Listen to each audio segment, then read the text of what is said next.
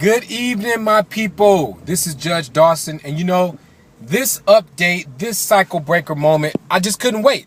I'm in the car driving. It's been a long day in court, but I couldn't wait because there's urgency behind what I want to talk to you about today. I had to send the young man to jail today because he did not handle his business. He didn't come back to court. I gave the young man a personal bond, gave him a chance to come back to court on his own, to handle his business, and he didn't handle it. On top of that, he has some very serious charges. So it's just not the act of not handling your business, but it's also the act of not living out his greatness and living up to his potential. I told the young man, you have to pay the consequence. You have to go to jail. So my message to you today is, when you make mess ups or mistakes or you break the law, there are going to be consequences.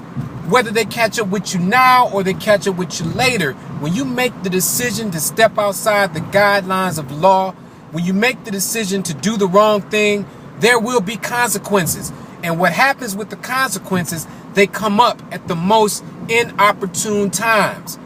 You could be chilling, driving along, kicking it with your friends, and all of a sudden, the consequence of your actions, the consequences of your decisions will pop up, and the next thing you know, you are derailed and you end up in jail, or you end up in some other situation that you don't prefer to be in. So my message to you tonight, being cycle breakers, is first, handle your business. Make sure you're doing what you're supposed to be doing. Make sure you're living up to your obligations. And then my next message is, try your best to work within the law. Don't break the law. It's not worth it. What you have to do is finish first.